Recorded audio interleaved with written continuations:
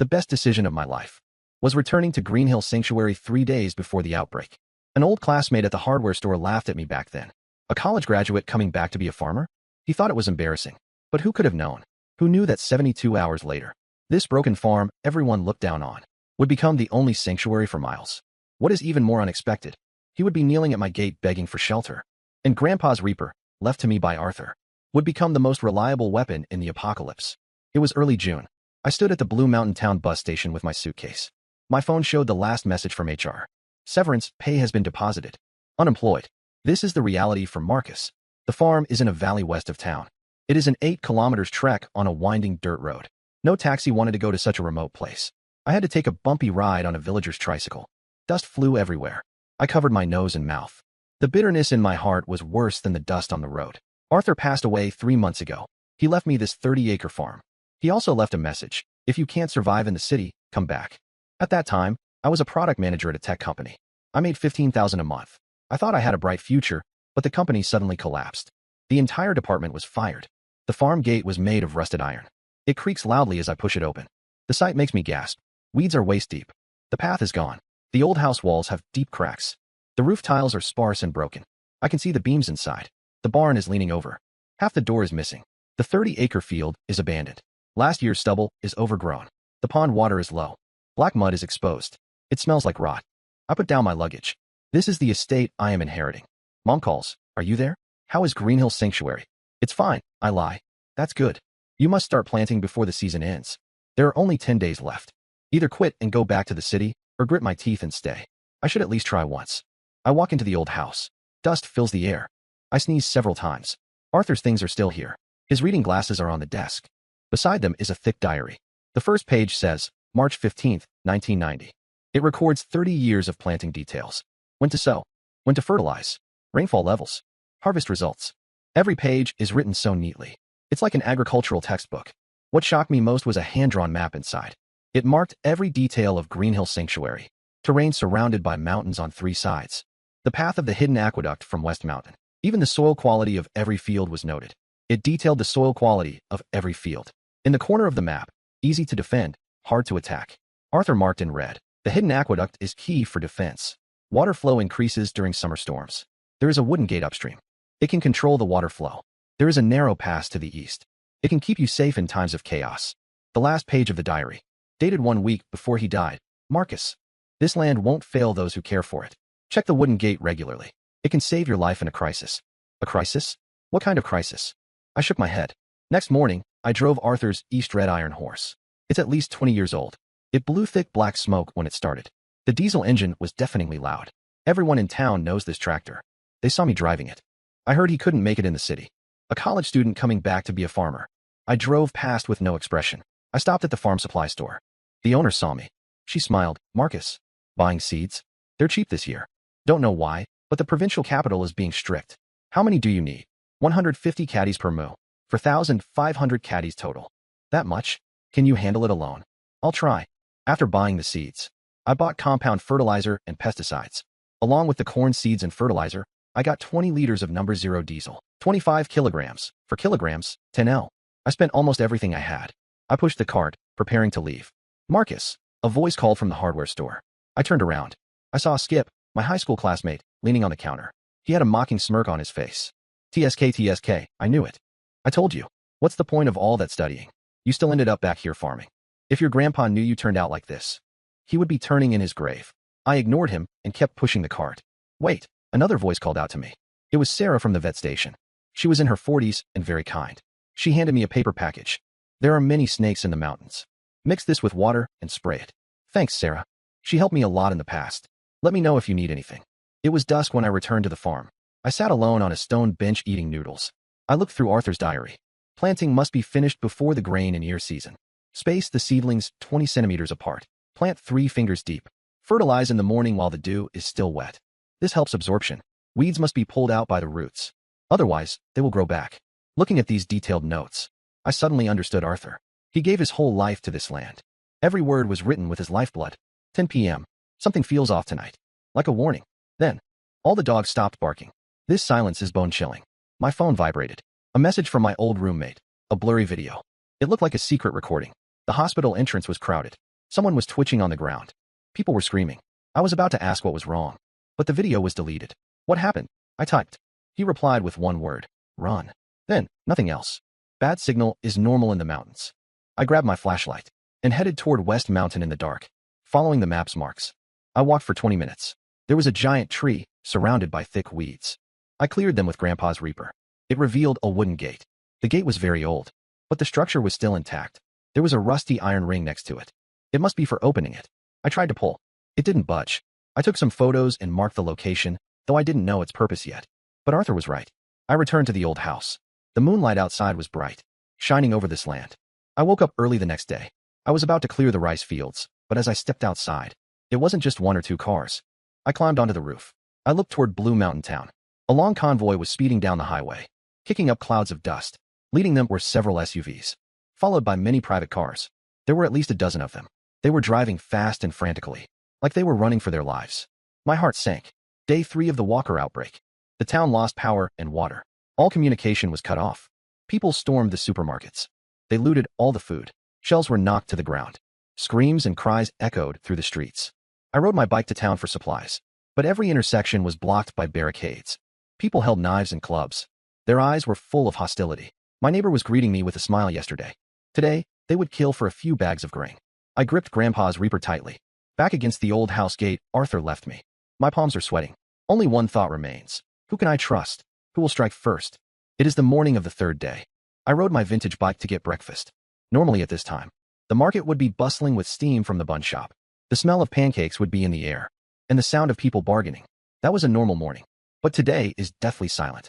The bun shop shutters are closed tight. The pancake stall is abandoned. Only stray cats are digging through the trash. I push my bike forward. Marcus. The voice startled me. It was Martha. Martha, go back. Get off the street. She didn't even look up. What exactly happened? The town hospital. Something happened last night. Dr. Silas and the others are gone. Her voice trembled. Those patients. The roar of engines came from the end of the street. A dozen cars with out-of-town plates sped into town. Ignoring everyone, the lead SUV smashed through the gas station barrier. The driver jumped out. He dropped the fuel nozzle twice in panic. Other cars surrounded the shop. Doors swung open.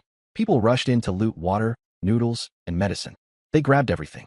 Shelves were knocked over. Glass shattered. Skip rushed out of the hardware store. What are you doing? This costs money. A middle-aged man pushed him. We're all going to die? Who cares about money?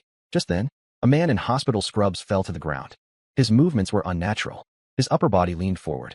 His arms hung limp, like a puppet being pulled up. He started walking with stiff steps. His feet dragged with a shuffling sound. Old Wong. Someone recognized him. The man in scrubs suddenly looked up.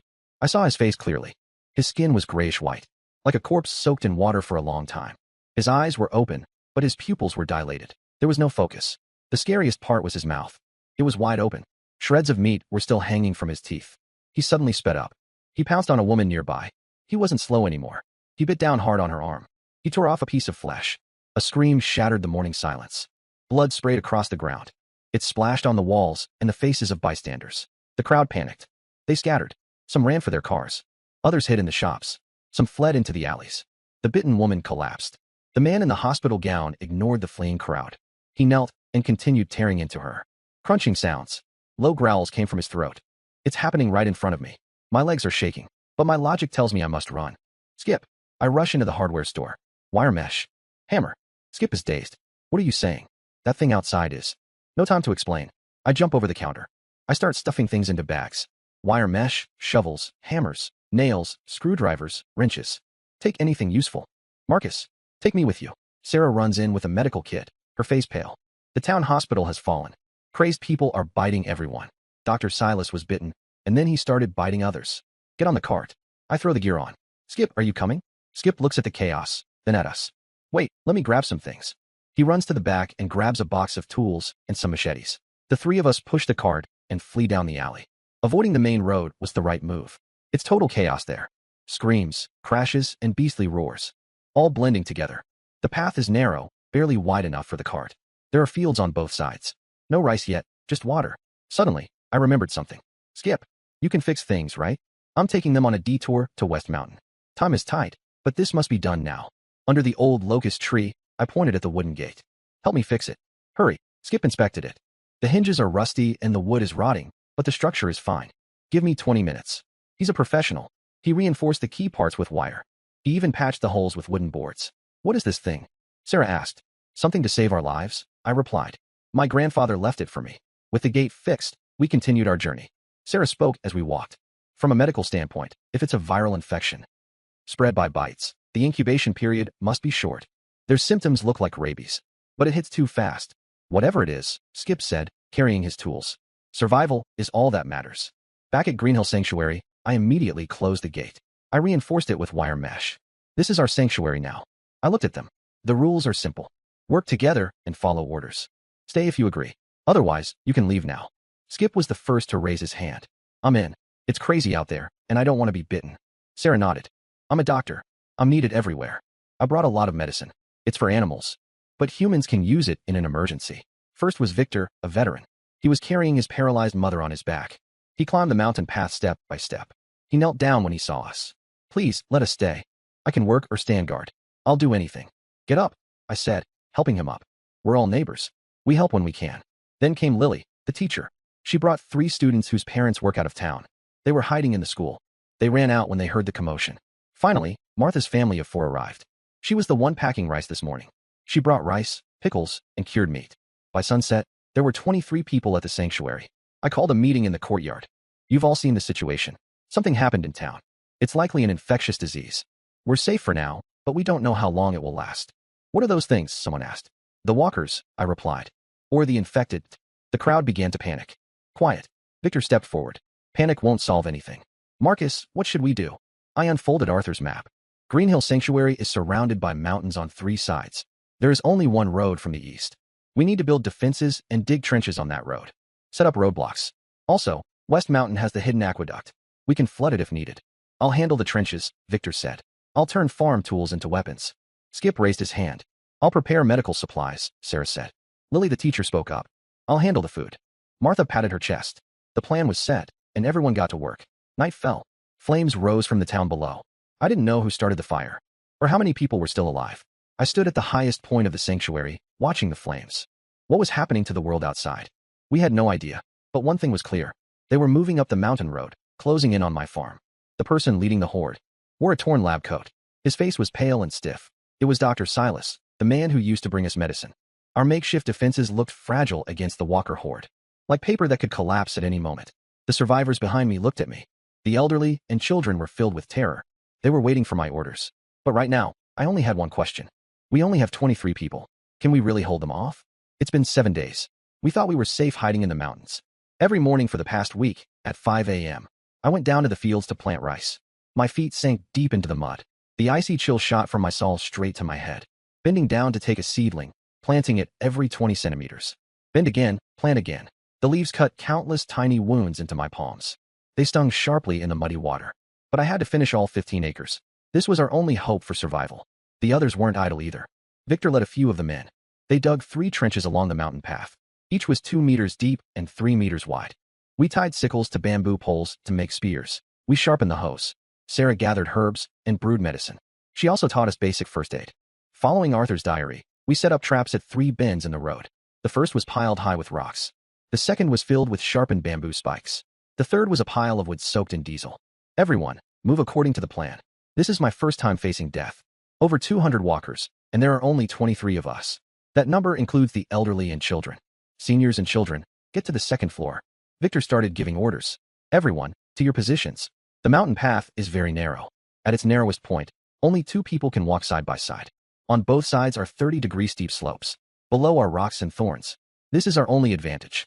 The walker horde moves slowly but steadily. They are tireless and won't stop, like walking corpses. They are walking corpses. Dr. Silas is in the lead. His white coat has turned dark red. It is covered in bloodstains. His face has lost all human expression. His mouth is open, showing blackened teeth. First line of defense, the trench. The walkers in front fell right in. There was a heavy thudding sound. Light it up, I shouted. Skip lit the wood piles at the 2nd line of defense. Flames shot up with thick black smoke. The heat made the walkers move even slower. Some fell directly into the fire. They didn't scream, they just burned silently. But there were too many. The firewall was soon breached. My heart was racing. My palms were sweaty, making my grip on the Reaper slip. Marcus. They seemed to track by sound. Look, they are all moving toward our voices. Right. Their eyes are gray. They probably can't see. Everyone, stay quiet. Skip, get that loudspeaker you fixed. Skip ran back to the warehouse. Skip pulled out a large speaker modified from a car stereo. I connected my phone and played music. The moment the music started, the walkers stopped for a moment. Then they began moving toward the speaker. Throw the speaker off the cliff. Skip ran to the eastern cliff with the speaker. He threw it hard, and the music echoed through the valley. The walkers walked straight off the cliff, but the main group was still moving forward. They are only 200 meters from the Green Hill Sanctuary gate. My legs are shaking. I can't stop shaking. Fear is overwhelming me like a tide. I want to run and hide. I want to close my eyes and pretend this is a nightmare. If I made a mistake, everyone will die because of me. That thought almost broke me. Marcus. Skip grabbed my shoulder. Think of something. Right, Grandpa's sluice gate. Skip and I rushed to West Mountain. We ran 2 kilometers in less than 10 minutes. The gate we fixed a few days ago stood quietly under the old tree. Pull. We grabbed the iron rings with all our strength. The wooden gate creaked and slowly opened. The sound of rushing water followed. A week's worth of rainwater came crashing out.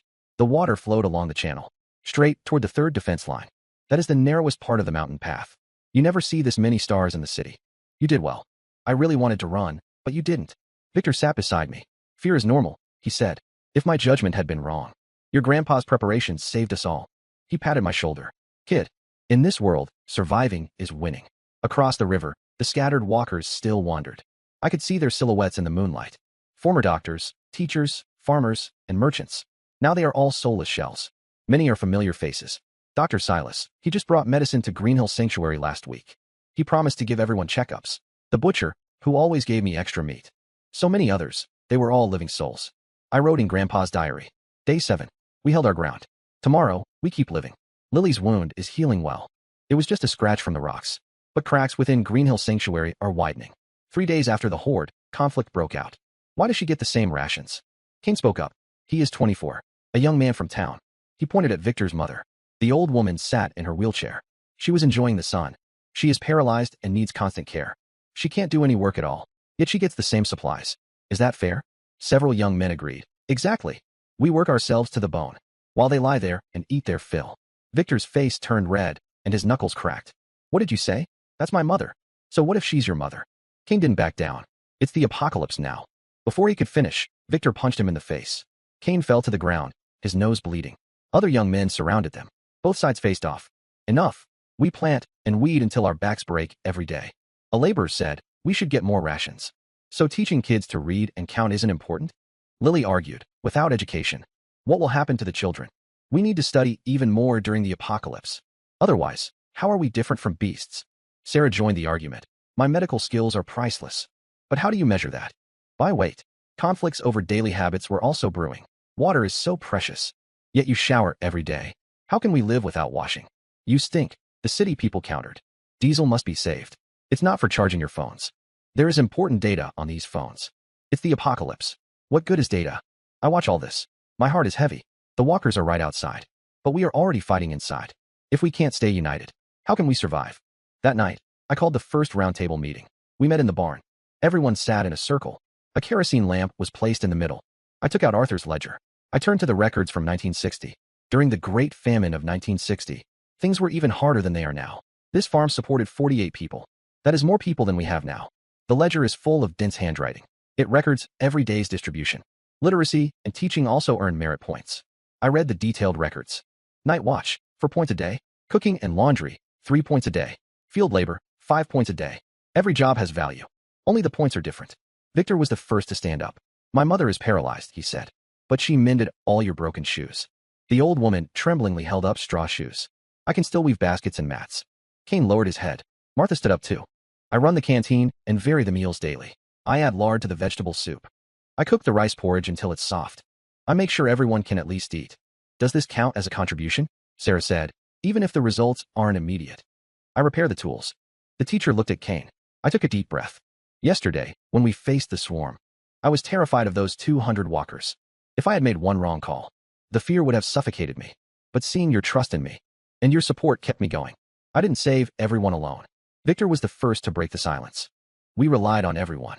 I'm sorry, Kane said to Victor. Martha, I'm sorry too. Supplies were running out. I was just scared. I pulled out a new notebook. Starting today, we'll use a new distribution system. Agreed.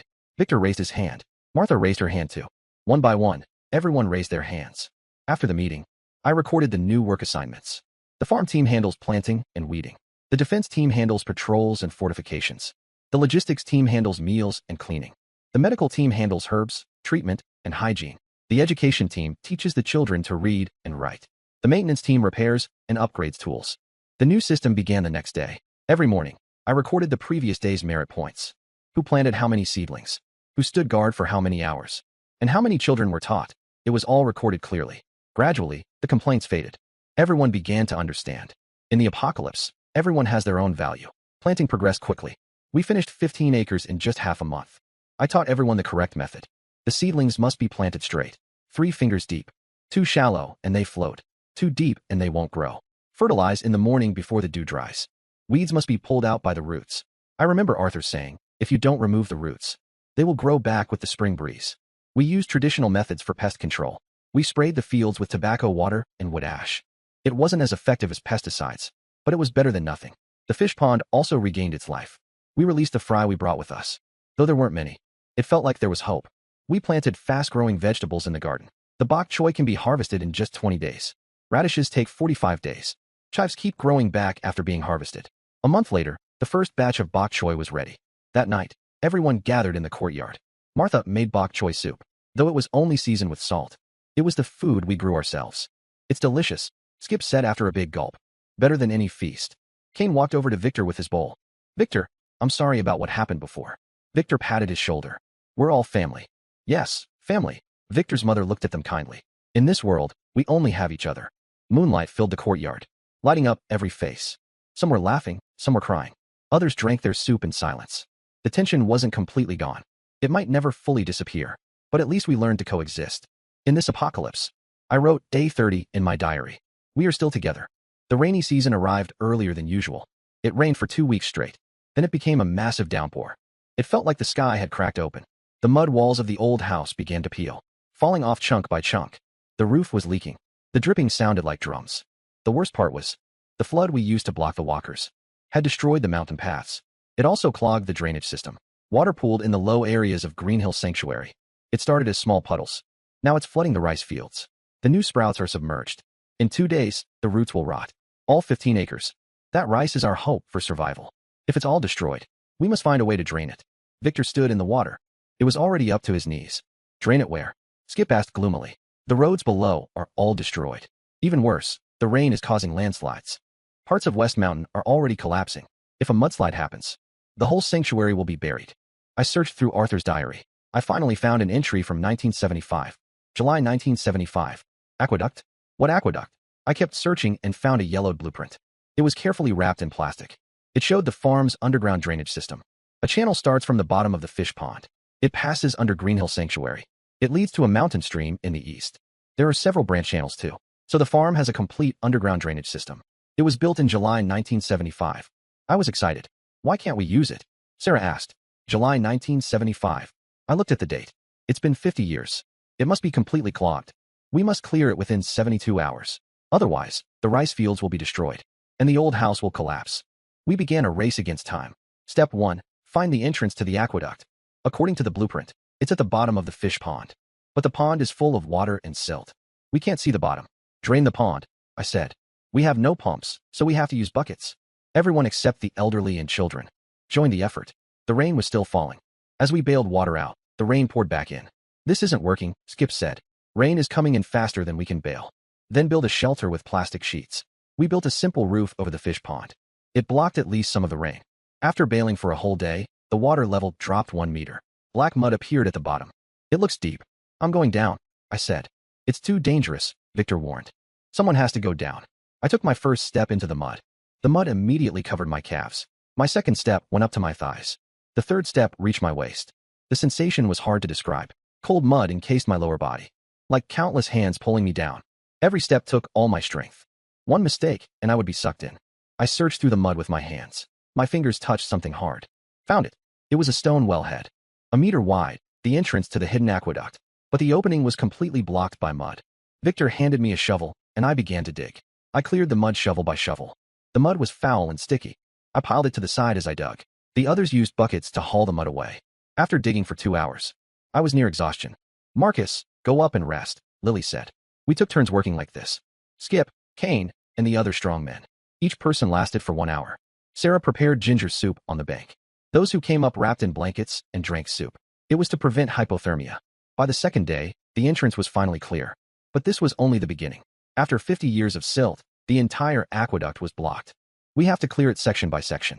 The main channel near the mountain is the most dangerous. It could collapse at any moment. Anyone inside would be buried alive. I'll go, Victor volunteered. No, you need to look after your mother. I'm going. Don't argue. Skip grabbed a shovel to join. We can look out for each other. The three of us, wearing makeshift headlamps made from plastic bags, crawled into the hidden aqueduct. There was only the light from our headlamps.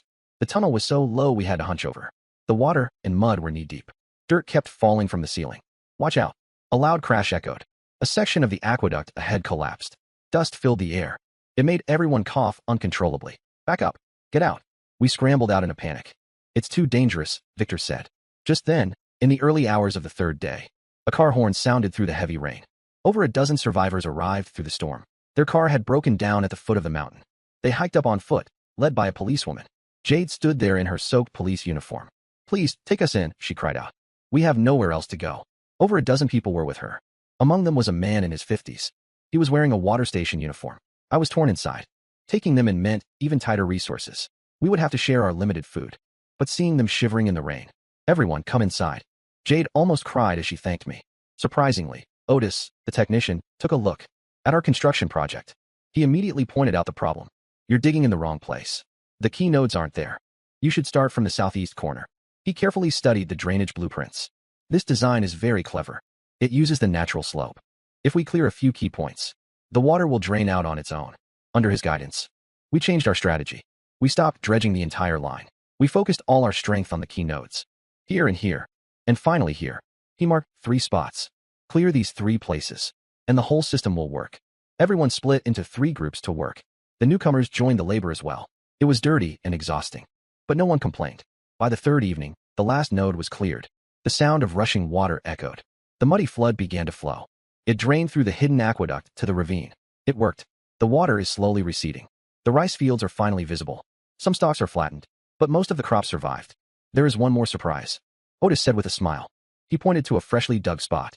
Clear water gushed from the rock crevices. An underground spring. This is fresh water. It's drinkable. We gathered around it. We watched the clean water flow out. In this wasteland, it is more precious than gold. The rain stopped. Moonlight hit the wet Green Hill Sanctuary. I stood on the roof, watching the water recede. I saw the saved fields and the new spring. The land rewards those who treat it well. Arthur's words echoed in my mind. You were right, Arthur. The shortwave radio Jade brought changed everything. This is Base 47. Do you copy? Replies came through the static. There were other survivor bases nearby. Everyone was struggling to survive. But the radio also invited trouble. Listen up, Base 47. A rough voice came through the radio. I am Slade, the leader of the New Order territory. You have 2 choices. Either hand over half your supplies, or prepare to be wiped out. Jade's expression changed. It's a gang of local thugs from the county. They took over the granary during the chaos. At least 30 of them are armed. They have already raided several survivor camps. Green Hill Sanctuary fell silent. We can't just wait to die. Prepare the defenses. Victor immediately began making arrangements. Everyone was split into 3 groups. Group 1 is for frontline defense. Group 2 covers the flanks. Group 3 is the reserve. Skip began modifying weapons. He used scrap metal to make 720 spears. He removed the metal heads from the sickles. He tied them to bamboo poles. They were crude, but sharp enough. Skip said. Otis made a suggestion. Dig pits on the main path. Fill them with water and hide them with branches. They will fall in the moment they step on them. Good idea. Let's move. They dug over a dozen traps on the road to Green Hill Sanctuary. But the threat didn't end there. On the first night, flashlights flickered in the woods. They were testing us to see how we would react. 3 a.m. on the second day, a high-power radio began to broadcast. People of Base 47, listen up. Hand over your supplies and live. Resistance means death. It was incredibly loud. They used binoculars from the distant hills. Our every move was watched. We can't be this passive. Victor said we should strike first. No, I shook my head. Let them come. We have the home advantage. After a week of harassment, everyone was on edge. 24-hour watch shifts. Supplies were being used up faster. Food meant for 2 months would now only last for 1. They are draining us. Jade saw through their strategy. They want to break our will. The first real attack happened on a pitch-black night. Over 20 men attacked from 3 sides. 5 men on each flank to distract us. They tried to flank us by crossing the mountain. But they underestimated a farmer's wisdom. The first scream came from the side. Someone fell into a trap. Ambush. The chaos began. In the dark, they couldn't tell the path from the traps. The frontal assault hit trouble, too. The tripwires we set on the road sent the lead motorcycles crashing down. The riders hit the ground, unable to get up. Then came the logs. At Victor's command, pre-prepared logs rolled down the slope. They smashed into the enemy ranks. It wasn't fatal, but it caused enough panic. The battle lasted for 2 hours. They didn't expect us to be so well prepared. The first attack ended in a hasty retreat, but they didn't give up. For the next 2 weeks, the harassment escalated. They contaminated one of our water sources by throwing dead rats inside. Luckily, it was discovered in time. No one was poisoned. Then they tried to burn the mountain. But days of heavy rain kept the forest damp. The fire wouldn't start. They even dug up the road, trying to cut off our retreat. Ironically, this only strengthened our defense. The fiercest battle happened during the second assault. This time they were prepared. They even brought homemade explosives. A blast blew a hole in Greenhill Sanctuary's wall. Victor led the first squad to meet them. Close combat began. Spears against machetes. Farm tools against iron bars. I held the Reaper, facing a tattooed man. He swung his iron bar at me. I sidestepped the attack. I swung the Reaper at his knees. He fell, screaming in pain. I delivered a final blow. He stopped moving. This was my first kill. I had to protect my family. Kane's performance was unexpected. It turns out he used to be a thug. He knew their tactics. They're afraid of fire. He shouted. Burn their escape route. He led some youths to flank the enemy. They used diesel to torch the enemy vehicles. Flames rose as explosions rang out. The attackers panicked without a retreat. Their morale collapsed. The pincer attack broke them completely. The leader raised his hands. Don't kill me. Victor pointed his spear at him. If you return, you won't be so lucky. They fled in disgrace, leaving behind several bodies and weapons. The cost of this long battle was heavy. We need to rebuild. 2 were badly hurt. Sarah worked all night. She barely saved them from the brink of death. We used up a third of our reserves. Food, medicine, and diesel are almost gone. Everyone is traumatized. The children have nightmares. The adults are mentally exhausted. Was it worth it? Kane asked me. He fought bravely during the battle, but now his hands are still shaking. It was worth it, I said, looking at the wall. Because we protected our home. Greenhill Sanctuary is no longer just a shelter. It is our home. News spread that Base 47 defeated the New Order. We seized weapons, and other groups contacted us. Some are asking for help. We are famous now. I don't know if it's good or bad. It's good, I said. At least they know we're tough. We had a feast with the captured supplies. It was only a little extra meat, but everyone was happy. To the warriors. Martha raised her cup. To our home. Everyone cheered. The sanctuary was peaceful in the moonlight. The outer wall is damaged, but it will be fixed soon. We were injured, but we are still alive. We proved ourselves. The rice ears are heavy. Golden yellow covers the 15-acre field. Every grain was hard-earned. This year's harvest is good. I stood on the ridge, looking at the heavy stalks. Victor nodded beside me. We can get at least 8,000 caddies of grain. 8,000 caddies sounds like a lot, but for 50 people, it only lasts a few months. Still, in the apocalypse, it is a fortune. These past few months weren't easy. We hit a planthopper infestation during the heading stage. Those damn bugs. They covered the stalks, sucking the sap. The pesticides were long gone. We had to use traditional methods. We burned mugwort. The smoke drove the insects away. Thick smoke billowed. We splashed treatment into the field scoop by scoop. Our hands were swollen from the work. Luckily, we controlled the pests. But the grain-filling stage was even harder. Then a drought hit us. Rice needs plenty of water during the grain-filling stage. But it didn't rain at all, and our water supply dropped. It was only enough for the people and livestock. I decided to get water from the mountain stream. The stream was a kilometer away from the fields. We had to cross a steep hill. One load weighed 60 pounds. A round trip took an hour. Everyone took turns carrying the water. From morning till night, our shoulders were rubbed raw. We patched them with cloth and kept going. Our backs were so sore we couldn't stand straight. We'd rest, then get back to work. But the boars were the worst. Ripening rice smells the best. The wild boars followed the scent. One adult boar can ruin an entire acre. They don't just eat, they roll around in the fields. Victor taught us how to build traps. They were 3 meters deep with bamboo spikes. We dug over a dozen traps around the fields. We covered them with branches. We also beat gongs and drums at night. Boars are afraid of loud noises. They run as soon as they hear the gongs. We took turns on night watch. We banged them all night. Clang, clang. The sound echoed through the valley. It was like telling everyone that we are the guardians of these fields. I grabbed a handful of rice stalks. Tie them in bundles of 4. Arthur taught me this method. Now, I'm teaching you. Bend, cut, tie, and stack. Over and over. My back feels like it's breaking. My hands are covered in blisters. But no one complains. We are using Arthur's old pedal thresher. This antique is 50 years old. Step right here. I'll show you. Aim the stalks at the drum. Step on the pedal, and the grains rain down. It's like golden rain. The kids pick up the fallen stalks. Not a single grain is wasted. It's an old rule. Kids who glean get extra porridge. Drying the grain is even more critical. Freshly threshed grain has too much moisture. It must be dried before storage. We spread the grain out in the courtyard. Keep it under 5 centimeters thick. Turn it over every 2 hours. What if it rains? Lily asks, sounding worried. Everyone, get the bags ready. At the first sign of rain, bag it up immediately. Sure enough, on the third afternoon, dark clouds suddenly filled the sky. It's going to rain. Everyone move. Grab the brooms, baskets, and bags. We frantically gathered the grain. Someone slipped and fell into the pile, covered in golden grain. They got up and kept packing. The children used their small hands to scoop grain into bags. Not a single grain was wasted. Just as the last bag was packed, the rain poured down. We stood under the eaves, watching the rain wash the empty ground. Everyone laughed. That joy of survival is more precious than anything. Using Jade's radio, we contacted 3 other survivor camps. We have grain, I announced. I told them we were open for trade. Responses came quickly. This is base 23. We have medicine to trade for rice. This is base 35. We have batteries and tools. This is base 41. We have cloth and salt. We set the market at a neutral location, the abandoned Blue Mountain Primary Playground. Every Wednesday morning, each group sends representatives to trade.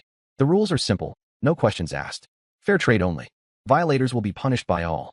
For the first trade, I carried 50 pounds of rice there. People were already waiting on the playground. Everyone was very cautious. Rice for antibiotics. 1 pound for 2 boxes. Rice for batteries. 5 pounds for 1 set. The trades went smoothly. Even in the apocalypse, everyone followed the rules. Perhaps in this broken world, trust is more precious than anything. Amidst the joy of the harvest, unexpected visitors arrived. A squad in camouflage appeared outside Greenhill Sanctuary. The leader was a captain. He was in his 40s with a steady gaze. We are a search and rescue team. He showed his identification. We are establishing a safe zone. We set up a temporary camp in the city. The military protects it. There are plenty of supplies. We are inviting you all to join us. Greenhill Sanctuary fell into a debate. Leaving meant safety, but it also meant abandoning this land.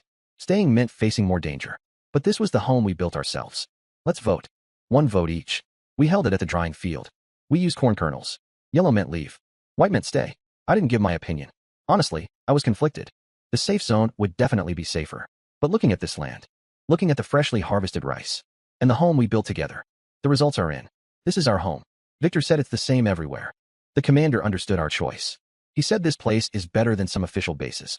He left a military radio and basic medicine, and a brand new flag. You deserve this. Stay strong. The country won't forget you. Before he left, he told us, the outside world is rebuilding. But it is a difficult process.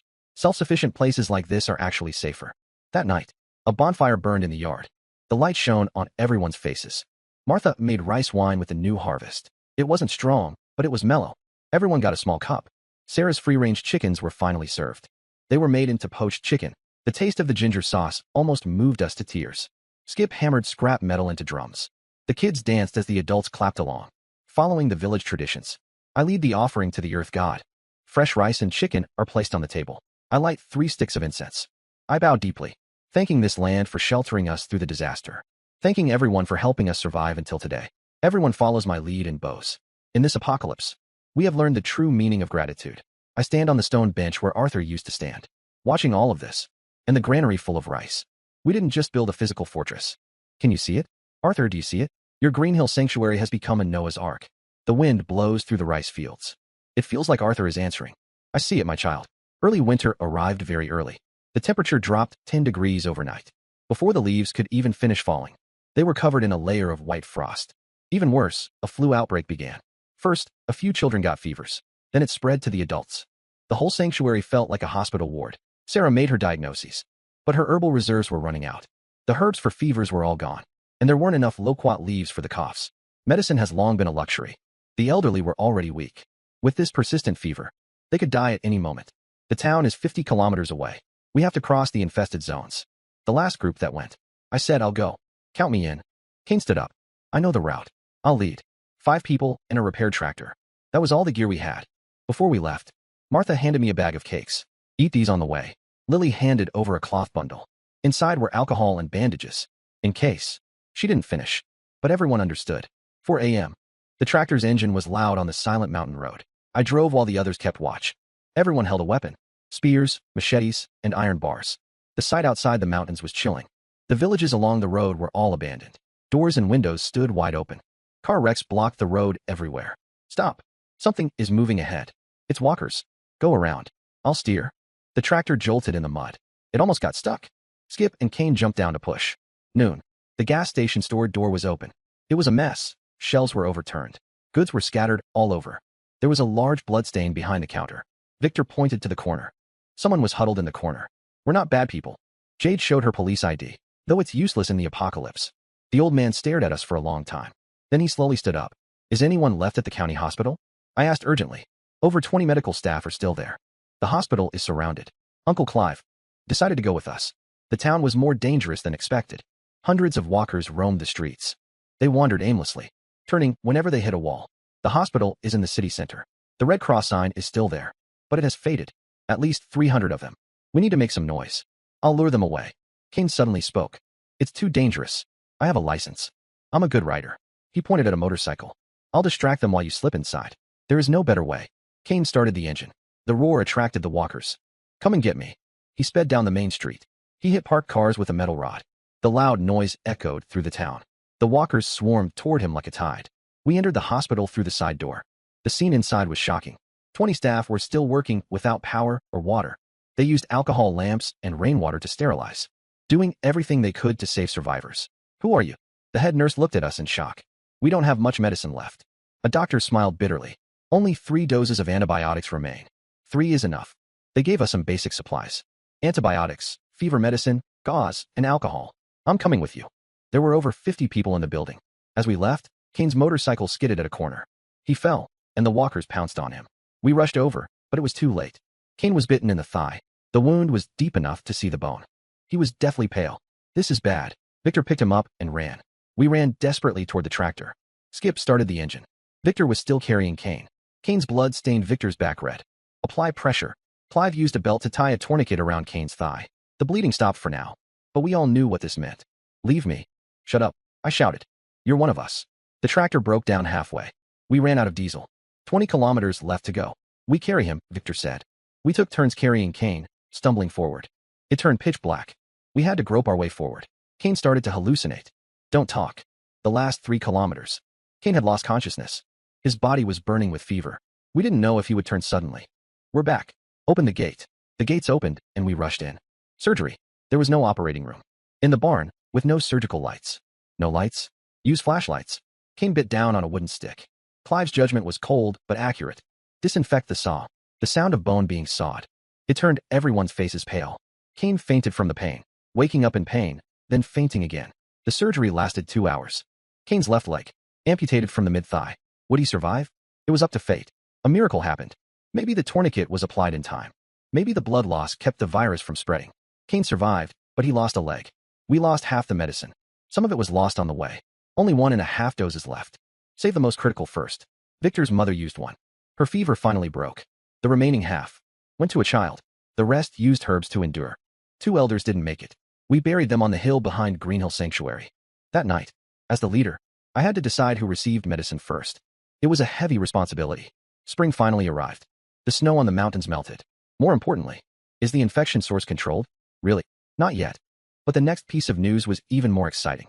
Survivor Base 47, Jiangnan Province. You have been included in the National Reconstruction System. Supplies will arrive within 3 days. Base 47. Early morning, 3 days later. A helicopter appeared over Green Hill Sanctuary. It dropped several large packages. Everyone rushed out, watching the parachutes slowly drift down. There was medicine, real antibiotics, fever reducers, and anti-inflammatories. New hoes, sickles, and shovels. There were also solar panels to charge the radio. Using the upgraded communication equipment, I joined the provincial survivor video conference. Leaders from dozens of bases appeared on the screen. Everyone had survived. Our terrorist defense system and merit point system were chosen as model cases to be promoted across the province. As the meeting ended, all bases were told to keep holding the line. Production is resuming, and reconstruction is underway. Victory will surely be ours. Spring plowing has begun. We are planting 25 mu this time. Besides rice, we've added wheat, corn, and soybeans. Clive used his medical knowledge to plan our nutrition. Skip led a team to build windmills. They used the valley wind to pump water for irrigation. No more manual carrying.